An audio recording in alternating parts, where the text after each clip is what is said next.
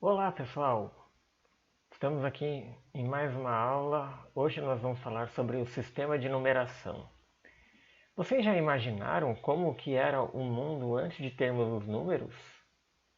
Será que existiu um tempo que nós não tínhamos números? Como que as pessoas faziam a contagem?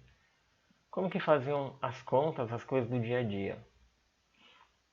Vamos ver um pouco sobre esse assunto nessa aula. O sistema de numeração. Você já pensou em contar sem a utilização de números? Vamos imaginar uma situação.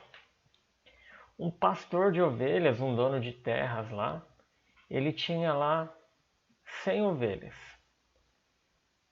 Só que naquela época não existia números. Como assim? Como que eles iam contar?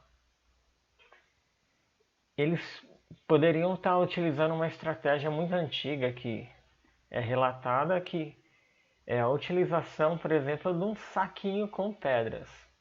Por exemplo, quando eles estavam retirando as ovelhas de dentro do curral, eles pegavam, por cada ovelha que passava, ele colocava uma pedrinha dentro do saco.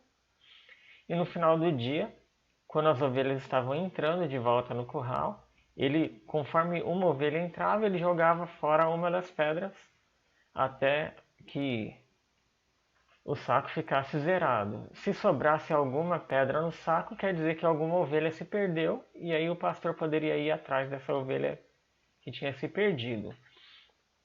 Mas nesse caso nós supomos que o pastor tivesse ali 100 ovelhas. Mas e se o pastor tivesse muitas ovelhas?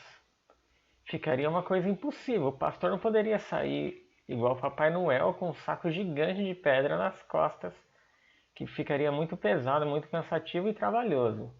Então, foram se utilizando métodos para substituição, agrupamentos, né? Por exemplo, as pedras pequenas representavam uma unidade, digamos que essa pedra intermediária aqui, média, representasse 10 ovelhas e a pedrona maior representasse 100. Então, se ele tivesse uma pedra grande, ele já poderia representar, digamos, as 100 ovelhas. Então, com esse método, ele pôde estar fazendo a contagem de uma maneira muito mais efetiva, utilizando agrupamentos. Depois foram o meio da escrita, né?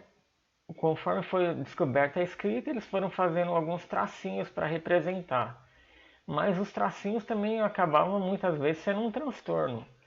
Porque já pensou se ele tivesse que fazer 1000 tracinhos desses para fazer uma representação numérica? Ficaria bem complicado. Por isso que, com o tempo, foram surgindo símbolos para representar agrupamentos muito maiores. Por exemplo, os egípcios. Eles tinham ali os números representando cada palitinho desses uma unidade. Aí eles faziam um arco desse para 10. Aí conforme eles foram vendo, isso de 10 já não fazia muito sentido. Porque se ele tivesse muitas coisas para contar, ficaria muito difícil de fazer 10, 10, 10, 10, 10 repetidas vezes. Então eles foram criando novos símbolos para representar outros agrupamentos. No caso aqui, eles fizeram essa cobrinha aqui para representar 100, o 1000, 10.000, 100.000 e até 1.000.000. Aqui o desenho do faraó, né? Que provavelmente só o faraó devia ter ali coisa de 1.000.000 ali do rebanho ou outras coisas. Então, foram surgindo ali agrupamentos para facilitar o método da contagem. Então, nós continuamos na próxima aula sobre o sistema de numeração. Tchau, tchau.